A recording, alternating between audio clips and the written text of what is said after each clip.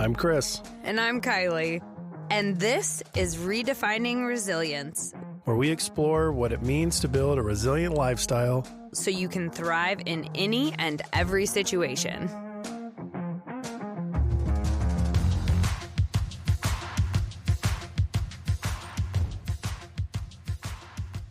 All right, what are we talking about today? Well, today we are talking about controlling your environment. We're still in the collaboration domain, our 6th of 6 domains. One of the ways in which we do that is by taking inventory of who we surround ourselves with. So what do you mean by taking inventory? Just counting them up? Like I got 10 friends? I have 2. I was going to say, that's a bit high. I have 2. 2 people that I would consider friends. Your parents don't count, Chris. I have none. I have no friends. I have none. That's what happens when you're homeschooled. Man, there's a lot of heat. You don't get any more of that breeze. I'm just kidding. You're the coolest homeschooled kid I've ever met. Fuck yeah. Homeschool rocks. Chris has had too many sips of the breeze. Yeah. Anyway, so Google says what we're talking about. Google says controlling your environment is the practice of managing your surroundings and emotions to create a more positive and productive space. I love that.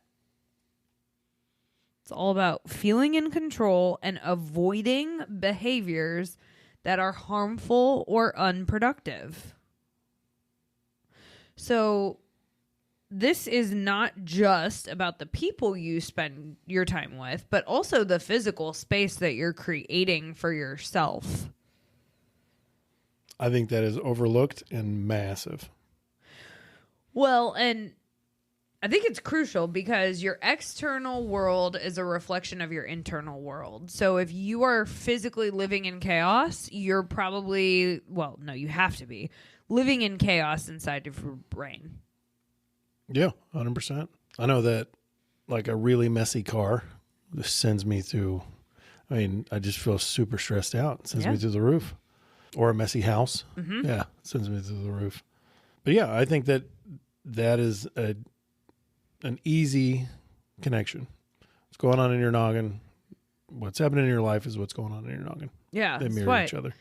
If I know you've had a long day or a potentially stressful day, I will make sure that our house is in order before you get home because it is not pretty when our environment is not tidy.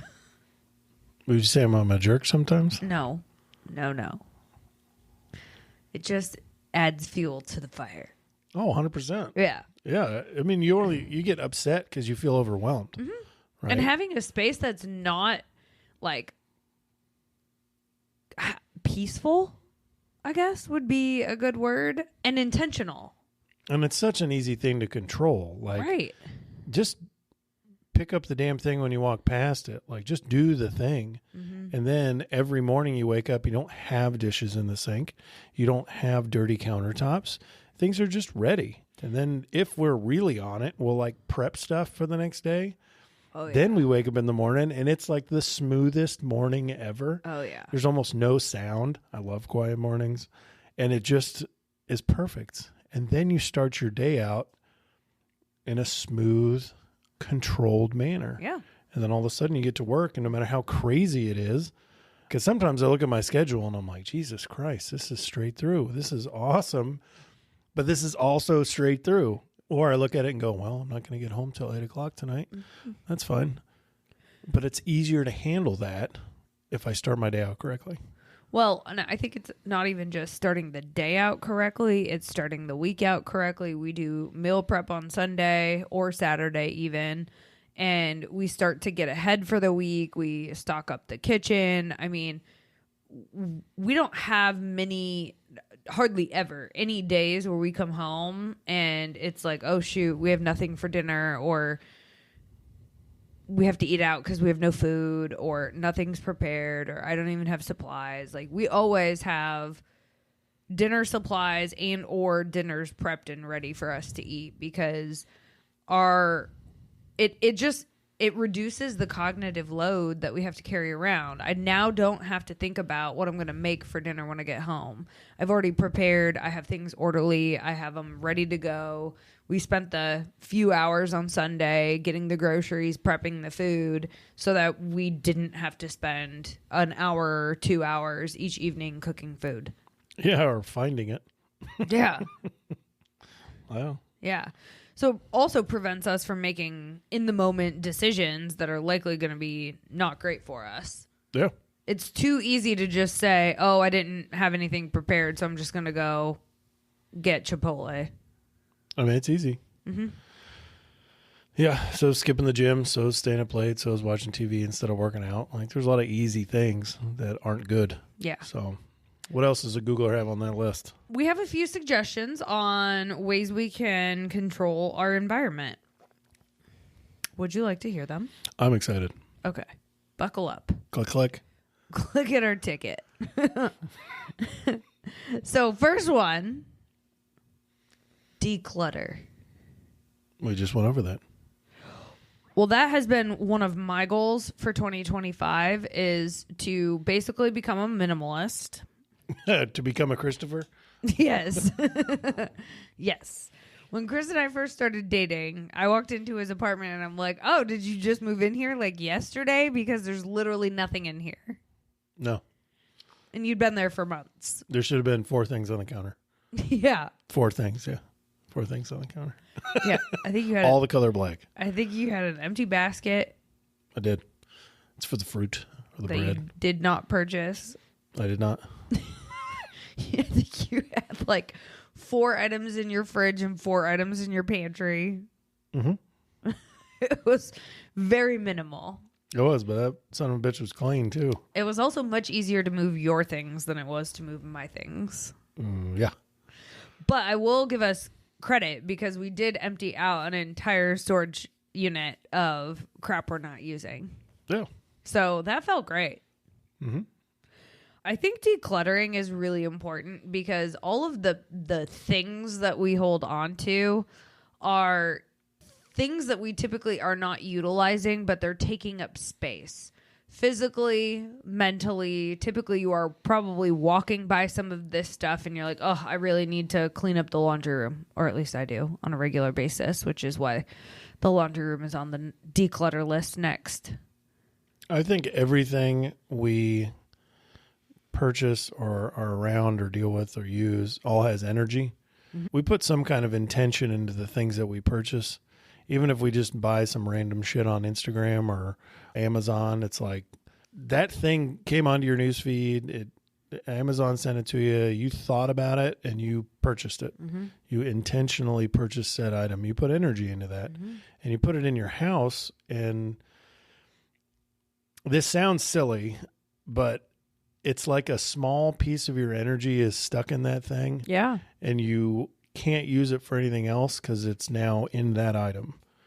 And I swear to God, when you start living like a minimalist, it is incredible because you come home and it's like, I have all this energy to do all these things and I don't have to spend it on anything I don't want to. Yeah. I just have what I need because that's what I need, not because I wanted a bunch of random shit. Mm-hmm. Like I wanted it at some point in time.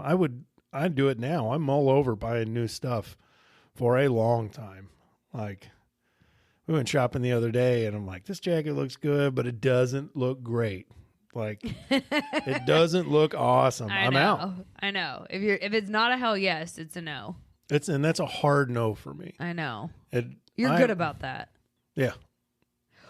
So think about also, this is something that I struggled with for a long time. I've held on to clothes and my weight has fluctuated over the years, but like holding on to pants that are too big for me, what message am I sending to the universe? Like I'm expecting my body to gain weight and to fit back into these someday? Hell no.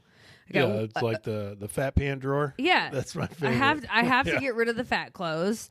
Wow. And then half the stuff I was holding on to was so outdated, not going to be popular.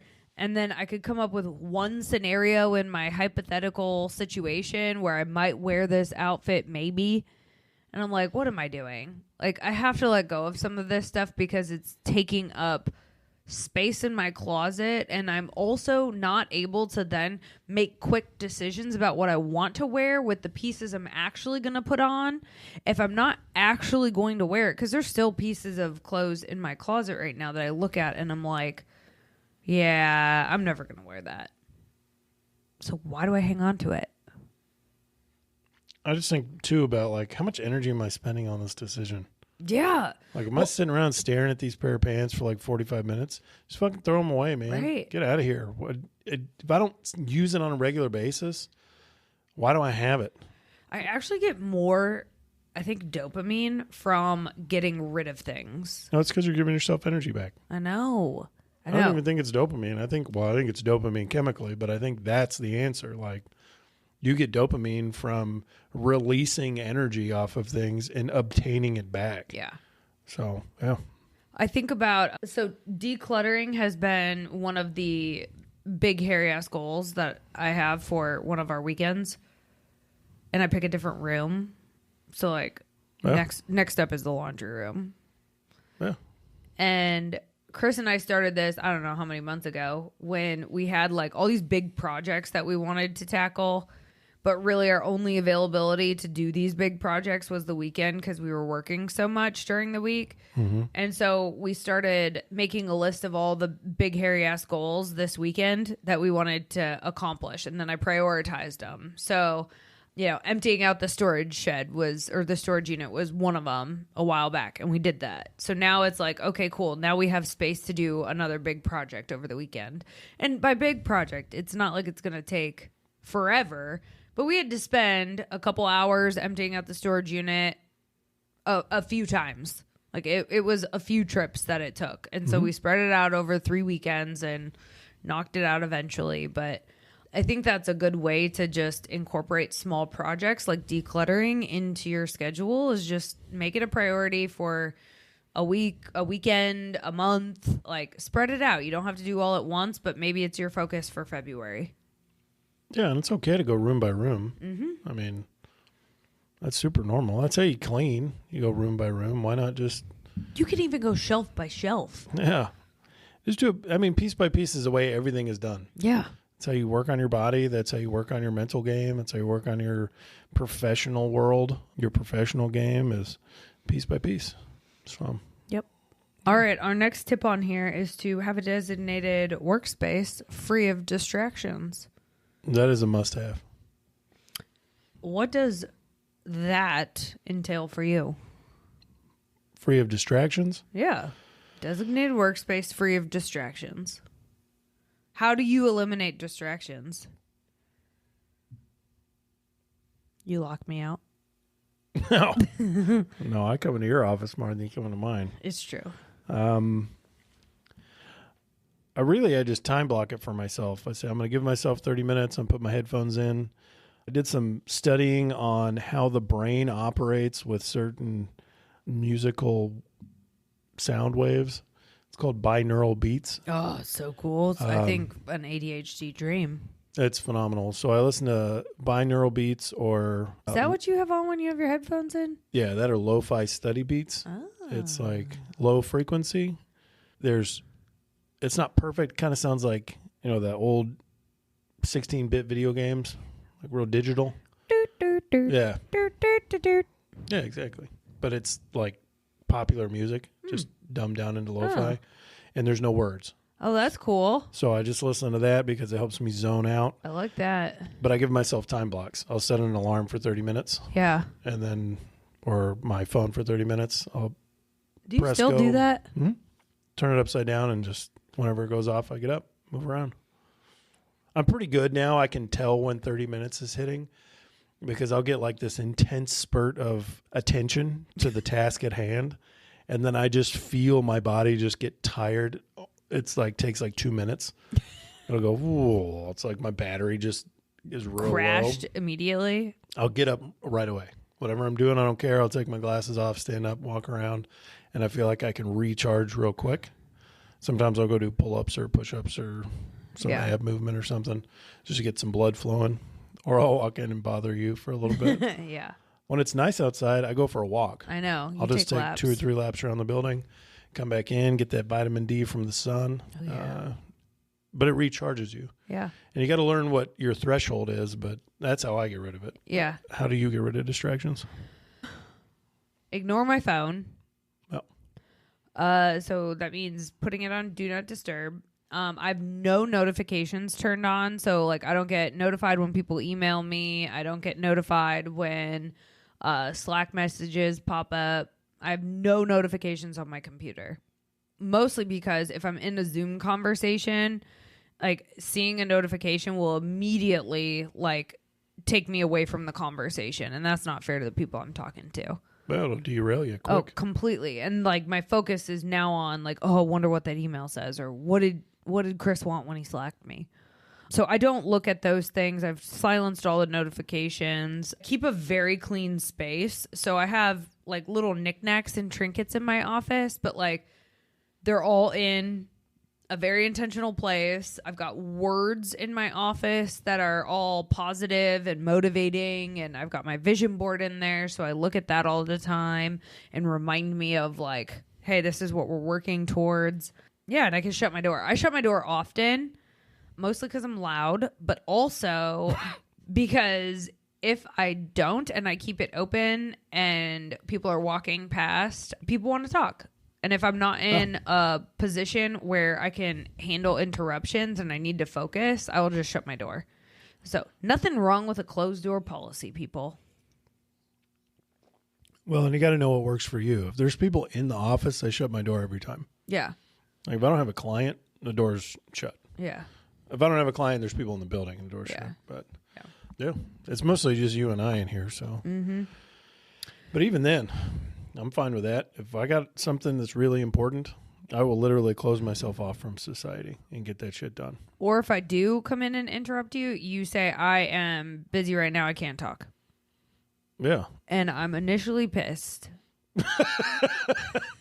Pissed is a heavy emotion. Fucking furious. I am furious. Talk to me now. And then I forgive you because I remember you're making money for both of us. Right. So you're forgiven. Thank you. You're welcome. So we have declutter. Yep, we have declutter, have a designated workspace free of distractions. Next one is avoid temptations. I love this one. That one's a tough one because the dopamine that you get from the temptation is telling you, hey, pick me. So do me. It's hard, but it's not. But it's hard to not do it if you don't train yourself to not do it. And it's really hard if you've never been honest with yourself. If you're honest with yourself while you're sitting there, you think, all right, I got a notification on my phone for Netflix. Oh, look, it's a new documentary. Is that really something you need to dig into right now? Is the Instagram notification something you need to see right now? Like, what are we trying to accomplish today with this time right now? And just do that. Like, I even say it out loud sometimes. I'm like, Chris, focus, bro. I think if you can just remember this one question, this is the difference between success and status quo. Does this get me closer to my goals? Oh. It's a very simple question, but if, let's say, you get invited to a happy hour and you just can't say no to the wine once the bottle gets popped, like, then the answer has to be no. If you know that you've got a big meeting tomorrow, you really should stay in and prepare, but, you know, going to this happy hour is so fun and you like these people and you'd hate to miss out. If that is not going to get you closer to your goals, then make it a no. Well, what's more fun? That's what I ask myself all the time. Like, do I love training every day? I mean, most of the time, yeah. But there's days that, like, I'm like, fuck, man, my body hurts. I don't want to be here. But I want to compete really fucking bad. So in order to acquire the ability to compete at the level I want to, kind of do the shitty things every now and then. The things I don't necessarily want to do. Do I love spreadsheets? Yes, you do, actually. I do. Do I love making them all the time? No. About an hour in, I'm like, oh, I need a break. I think, but you secretly sometimes you just have to do it. do. Yeah, I agree. I do love spreadsheets. I know. All right. So the next one is to limit negative media. This is a big one, and it includes social media. It includes influencers. It includes the shows you watch, the news you tune into, music you listen to. I mean, literally, this is like any kind of media you could possibly consume. Books, podcasts. I have a question for you. Yeah. Have you ever watched the news in the morning and it made your day exponentially better? Well, first off, I don't watch the news, and Okay. I never have, because when I was young and my parents had the news on, mostly my mom would have the news on, and I just would watch it and I'd be like, wow, like, the world is pretty awful, huh? Like, is everybody just getting murdered and like dealing with misfortune and all these horrible events? You have to understand that mediocrity and like averageness does not sell as a news story. So you're not going to find people like working out on a daily basis in the news. Like, oh, Chris just hit his fourth workout for the week and we're doing a live coverage here at Odyssey Resilience. No, they're not doing any of that because no one cares. No one cares about the good stuff. They're just broadcasting things that are going to grab people's attention. And you know what grabs people's attention is shocking information. So they're portraying everything to you as shocking and new information. And that's what sells. That's what gets people interested. So we have to understand that we're being programmed with shit that's like so extreme and also pretty skewed, because anybody reporting news is going to have their own personal bias. I don't care what side of the political spectrum you're on. All news is biased. So I used to be really into talk radio, like really into it, like before podcasts, I guess, were popular at all. And I would listen to it every morning. Well, I used to get hella into it. Like I called into them, like I was that guy. And I would call in and argue with them. Like I really felt like this was my civic duty to uphold this end of the law, right? So I remember listening to this one talk radio host, and he goes, yeah, you know, back early in my career in, I think it was Alabama or something like that, he said I was getting really bad ratings. I couldn't get people on board. People didn't know who I was. They didn't care. So I said out loud, spanking your child is wrong. He goes, I don't agree with that at all. But I argued with people for months on purpose just to get ratings. And I'm like, whoa, wait a minute. You just told me you know how to manipulate the system in order to get ratings. So what are you doing to me right now? Yeah. What have you been doing to me for the last fucking 3 or 4 years of me dumping my heart and soul and buying your books and like being all about you and getting all riled up for what? Like I really felt taken advantage of. Mm-hmm. So I parked it. I have literally never listened to that guy or the 3 other guys ever since. Yeah. But it goes back to the question. Have you ever listened to the news and it help you live a great fucking day or life? No. No, you have to understand that what you're consuming is going to feed your brain, right? That is what you're consuming as normal everyday information. And so if all you're doing is programming your brain every single solitary day for an hour with bad news, what do you think that's going to do to your perception of humankind? Yeah. They'll put it in the toilet. It's really going to make you an anxious mess, because all you're thinking is like, oh my gosh, like all these natural disasters are happening. People are dying constantly. There's terrible people out there murdering people. The whole world is just in shambles. I know people that won't leave their house because they're afraid they're going to get shot. It's insane. Shot. It's insane. Like with a gun, someone's going to shoot them. You know the how unrealistic that is? I know. Wildly unrealistic, but they won't leave because they just are completely consumed with the media.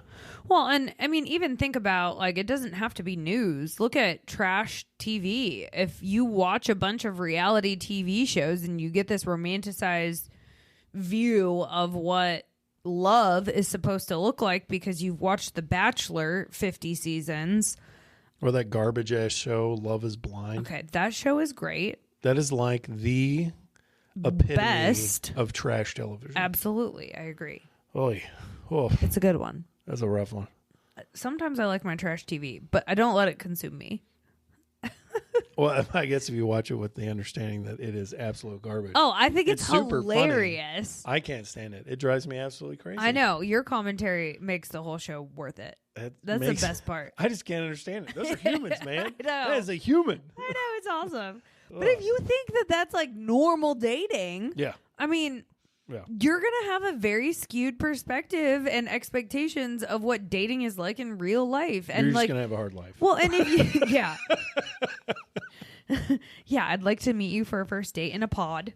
Right. And we're going to have a wall between us. Just marry me after 3. Yeah. That's all I request. But don't look at me ever. If we haven't gotten engaged by the third date, I don't know where this is going. Well, it's not true love. Yeah, exactly. But I mean, think about it. Like, even Real Housewives of whatever city, I mean, it's nothing but drama. And so you think that that's what, you know, success at that level looks like, or you think that's how, you know, people treat each other. No, these are not normal circumstances, but what we're doing is consuming that, and it's becoming more normal to us.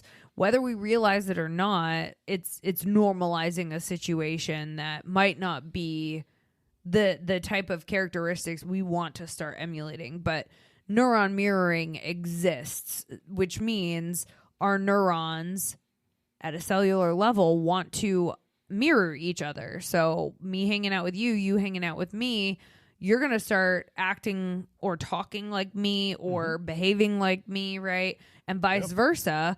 And if you don't have good behaviors that I really should be emulating, I'm going to be in trouble. Yeah. Right? Like luckily you're super fit and you have all these obviously redeeming characteristics. Otherwise we would not be getting married. But you know, if you like had how super fit comes first. well, super fit, because that's what I need to work on, right? But that's one of the things that, like, if I were not dating you or we weren't engaged, right, I probably would not feel so compelled to work out. But because you eat, sleep, and breathe strength training, like it has to be a part of my life. Like, I look at that as like, this is what we do. This is normal for us. Yeah. I don't question it. Yeah. Well, it's the same with me. Maybe one day I'm hoping that my phase 10 skills will go from losing every time to possibly winning occasionally. Probably not, though. Good luck trying. Loser. Okay, the other thing that we have to worry about with the news, especially right now, because things have been very politically charged for the last like 4 or 5 years, right? So there is a bias called injustice bias that exists. And I think the news really, really does catastrophize things and make things so much worse for us. And it triggers this bias where you feel like we live in a very unfair world. So if you're seeing a bunch of stuff on the news of like laws you don't agree with or executive orders being signed that you don't agree with, and you're thinking, okay, the world is about to end and we're doomed, and I don't know how we're going to be able to exist in the next 4 years. Well, what we're doing is thinking about injustice that we will never be able to solve for as individuals. And so when you think about, this is also kind of the same thing when you think like, gosh, why do bad things happen to good people, or why do good things happen to bad people? It's so unfair. Well, these are big questions that nobody has the answers to. And it creates this injustice bias where we then have all these big feelings that really don't have anywhere to go, because you are not going to be able to change the president in the next 4 years. You're also not going to be able to do anything to stop executive orders from being signed. You're also not going to be able to stop bad people from doing horrific acts of violence or crimes, right? And so dwelling on it is really only doing you a disservice, because it's conjuring up all these negative emotions. Yeah, you're basically punishing yourself for something you can't fix. Exactly. Wow. And so that's really the concern with consuming too much media. Yeah, it's a manipulation of your emotional bandwidth, is all it is. Yeah. If I can get you to think you are constantly being wronged and you're constantly being beaten down, then you're going to be really easy to manipulate. Yep. Because you're going to be nice and weak, and you're just going to blow wherever I tell you to go. It's just fall right over, man. Next one on this list is spending time with positive people. Like you. Yeah. And the dogs, they're pretty positive. When they're not farting and snoring. Which is like 99% of the time. So 1% of the time. They're positive. No, I think they're pretty happy all the time. Yeah, they're super happy. Yeah. They're dogs. Dogs are like genetically predispositioned to always be happy. It's true. Yeah. Yeah, so just spending time with positive people. I think we spend time with a lot of people we think we should spend time with instead of a lot of people we want to spend time with. And so we'll get into this a little bit more in a different conversation, but we'll just leave this one at spend time with positive people. Yeah. And positive means like building you up. Yeah. Not just reiterating the same garbage all the time and telling you you're super special. Yeah. The reason I have 2 friends as opposed to 100 is, one, I don't think 100 people want to hang out with me. It's not true. And the 2, I want positive people in my life that build me up and keep me honest. Yeah. So, yeah. Well, and they challenge you. They encourage you to reach your goals. They serve as accountability for you. They are going to ask you hard questions to help you make good decisions. I met with one of them the other day, and I told him I was working hard, and he goes, "Are you?" I'm like, fuck yeah. Thanks, bud. I'm not. I'm working as hard as I think I should. I'm not working hard enough. Like, I love that. Thank you. Well, I think you're working pretty hard, but, you know, if you want to work harder. Next one on here is practice mindfulness. So I know we've covered that. Mm-hmm. Just reiterate what mindfulness is. My definition is staying in the present moment. I agree. Being fully in whatever you're doing. That doesn't mean watching TV while scrolling on your phone. That doesn't mean responding to emails while you're on a Zoom meeting. Being mindful is really about being totally with whatever activity you're doing at that moment. I can offer up a quick challenge to prove that, because there's a lot of people that say things like, well, I can have the TV on while I'm doing stuff. Shut the TV off, turn your phone over, and talk to your wife or spouse or kid and look at them in the face the whole time. And actually try to pay attention. Like, try to get something out of what they're saying. Try to understand it. Give some intention to that conversation. Do it for 5 minutes. It'll change your life. Yeah. Because you'll see them as a different person, and you'll see them as like who they actually are and the emotions they're trying to get across.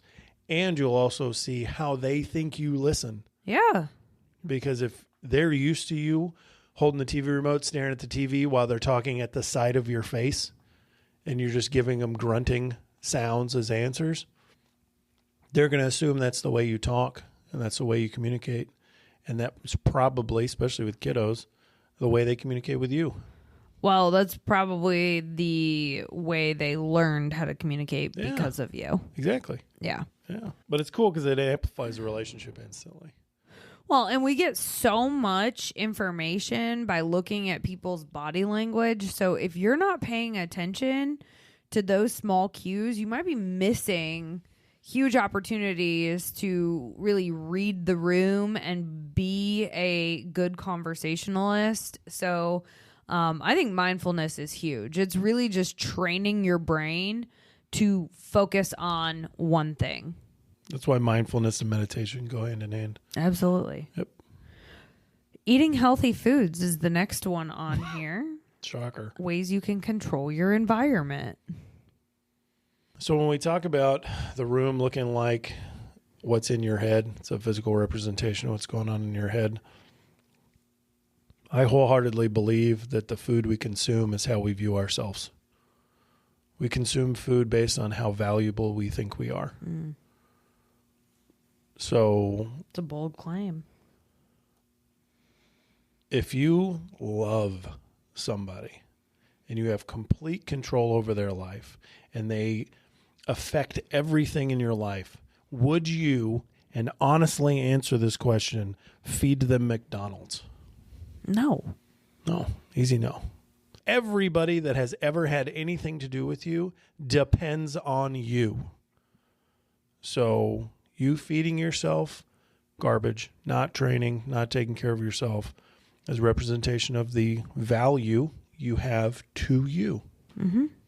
So yeah, I think taking care of yourself and what you eat is important. Yeah. It definitely is a way for you to control your environment now and in the future. Because if you don't prioritize your health now, you're going to have a shitstorm to deal with later, inevitably. If you're not prioritizing it, it's getting neglected. And neglect on the human system is not kind. Well, it's not like everybody that eats McDonald's or Little Debbie snack cakes on a regular basis is going to die from cancer. I mean, your chances go up like exponentially, and there's a large probability. But, I mean, do you feel good? Do you look good? Are you happy with your body? Are you happy with the way you feel? Like, those are legit questions. Yeah. If I look in the mirror and I'm like, boy, what is that? Like, fix it. I'm the only person that can.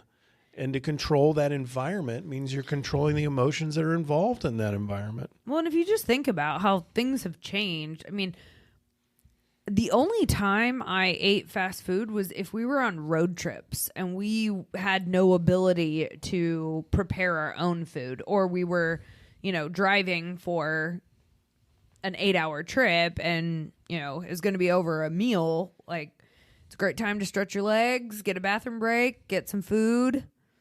But now we've just resorted to eating fast food when we're slightly inconvenienced to make a meal.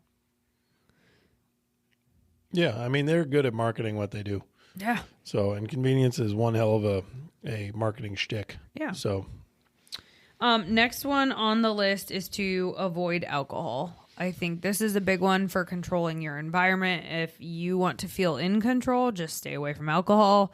It literally takes control away from your brain function. You are no longer really in charge. The remaining parts of your brain that are still turned on when alcohol is in your system are doing the best they can, but they are not being properly fueled. And so you're really leaving your fate up to chance when you consume alcohol. If it's more than just a casual drink, what you're setting yourself up for is anxiety or mistakes or poor decision making. I mean, it's not what people who are in control of their environment do.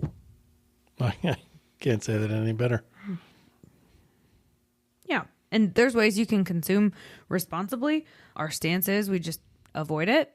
Life's better without it, but not judging anybody. If you like to have your wine with your steak or whatever when you eat out or when you're at a wedding or special occasions, whatever. But again, you have to be responsible with it and make good decisions. Otherwise, it's going to lead to a lack of control. Yeah. Yeah. And what a way to fuck up your environment. Be out of control for a little while. Yeah. It's like leaving the room with toddlers in it. Yeah. Good luck, man. Good luck. Good chance we'll be fine. Also, good chance they're going to get into some stuff and you're going to regret that decision. Yeah. Yeah. Right. I think we also can look at our environment from the perspective of scarcity and abundance. And your environment, although we tend to think like it's material things, I think your environment is really, do I have peace of mind when I'm in my space? Do I have peace of mind on a consistent basis? If you cannot answer yes to these questions, then there might be some soul searching you need to do to figure out what's wreaking havoc in your environment and stop the bleeding. Because I think it's very easy to look at our environment and think, oh, I don't have enough, or I need more, or like I need more clothes, or I need more things, or I need a better house, or I need all of these things, right? Those are ways to look at our environment from a scarcity perspective. Abundance or joy would tell us we have everything we need. We have more than enough. Comparatively, we live above average means. Oh my God. So far above it, it's not even realistic. Mm-hmm. There's one point in time I had 3 cars. I owned 3 vehicles. That's obnoxious. I know. It was ridiculous. You can only drive one at one time. I know. I mean, it wasn't like because I was just out there trying to ball out or whatever they say. I just had a car that didn't work. Then I made it work. Then I got another one. And before I could sell the second and the first one, I bought a third one. So you're a hoarder? Well, it just worked out at that point in time that's how it played out. But it's like, man, here I am getting frustrated with life. And I have 3 fucking vehicles. Like, what am I complaining about? And even then, a vehicle. Like, when's the last time you were cold for an extended amount of time? When's the last time we were hungry for an extended amount of time? It's just not a thing. I get cold when I have to put the meat in the freezer. Exactly. Like, really, at the end of the day, we've got more than we will ever need. Yeah. We're in a culture that says if you don't have everything all the time that's brand new, you're missing out. And this is some kind of like happiness that it's being withheld from you. Well, and you have to look, are you focusing on what you have, or are you focusing on what you don't have? Because if you focus on what you have, you'll attract more of it because you're operating from a place of gratitude and abundance. If you focus on what you don't have, you're operating from a place of scarcity and lack, and you're going to attract more of that. Yeah. So you have to think like whatever energy you put out, you're going to get back. So what kind of energy do you want to be radiating out into the universe? Yeah, that's a great question. I mean, I think looking at yourself in the mirror and saying, what am I telling the world I'm worth, and what am I telling the world I expect? Mm-hmm. If it's garbage and I'm angry again, then don't be surprised when you wake up in the morning with garbage in your life and you're angry again. Mm-hmm. Now, how do you begin to take control of your environment? One helpful exercise, you taught me this. You have had clients actually walk through controlled versus uncontrolled variables. Mm-hmm. And I had a team do that last week. It's cool, was it last week? 2 weeks ago? I don't know. It's really cool because, so basically, the concept behind this is we look at life like a science experiment, right? If we are looking at life as a science experiment, that means that we're always learning and we're always taking in new information and revising our hypothesis, right? So when we think about a science experiment, we have controlled and uncontrolled variables. The controlled variables are the ones that we have control over. Mm-hmm. So the uncontrolled variables are the ones that we can't predict or we don't know. So when we think about our controlled variables in life, what are some examples that you can think of? Make your bed, brush your teeth, take a shower, wash your clothes, clean your house, do the dishes, maintenance on your car, following through on emails, things that we do literally on a daily basis on autopilot that we don't even think about and accumulate to the biggest goals. Yeah. Working out, eating correctly, all these things that they fall into the categories of just normal daily life. Yeah. Health was one that was debated as to whether or not that's controlled or uncontrolled. Mm-hmm. Because then you have to look at causation. Because that's interesting. Well, we can't go down that road right now, but you can. Why is that? Why is that health problem presented itself? the general consensus was we have control over most of the variables. What we don't have control over is like microtoxins and the things we're not aware are harmful to us. Yeah, the one-offs. Yeah. Yeah. Yeah. Like if you were exposed to some sort of strange chemical or asbestos, I don't think many places deal with that anymore, but No, but that's a great example. yeah. Like something just fucking random. Right. Yeah. Or like chemicals from pesticides or something, like things we weren't aware were really bad for us. Those are really some of the main examples that the team came up with uncontrolled variables related to our health. But at the end of the day, life is a controlled variable. Yeah. I love that statement. That's good. Like if your life's not where you want it to be, You got fix control over a lot. yeah, fix it. That's the whole point of that worksheet. Yeah. So what you can do with this, list out everything you feel like is in your control, and anything that you feel like is outside of your control, which outside of your control would be getting a snowstorm and something happening, like your pipe's freezing because you got a snowstorm. But then again, you can always say like, oh, I could have left my water dripping and then my pipes wouldn't have froze. Uncontrolled variables, the way I describe it, is literally an act of God. Yeah. Like Tornado you hit my can't house. Do shit about a tornado. Yeah. You cannot do anything about it. Yep. Can't do anything about a hurricane. You can't do anything about aggressive rainfall or snowfall. You can plan, but you cannot affect the event. Yes. Somebody else hitting your car driving down the road, like your car wreck scenario, someone cutting a fuel tanker off in front of you and just mass chaos happens.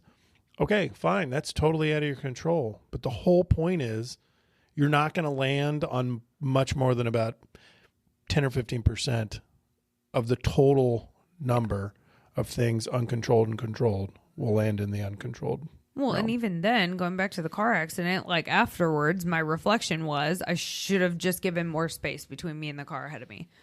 Right? Yeah, so technically it's controlled. I know. Yeah, that's the question. When you're doing this, just ask yourself, how could I prevent this? How could I control this? Do I have any dog in this fight? Yeah, what can I do to positively influence this? You know, cancer does happen to really healthy people, right? So again, I think that this is a deep rabbit hole we could go down and in great depth. But what we'll say here is, like, if we apply Pareto's law, which is the 80-20 rule, 80% of life is controllable and preventable. 20% is not. And I think that's even generous, because I think for the most part, like, we are 100% in control of our life overall. We may find setbacks along the way that are uncontrollable, but for the most part, our main and final outcomes are within our control. Mm-hmm. That's it for this one. Awkward sign off. I don't know where we can go with that. I think that was it. Yeah. That's beautiful. List them again, the things to walk through, just so we make sure we're covering them all. All right. So just to quickly recap: declutter, have a designated workspace free of distractions, avoid temptations, limit negative media, spend time with positive people, practice mindfulness, eat healthy foods, and avoid alcohol. Boom, baby. If you feel an urge to let us know which one of those you want to work on, we'd love to hear about it. Yeah, or you want to argue. Yeah, tell us we're wrong. We Yeah. like that too.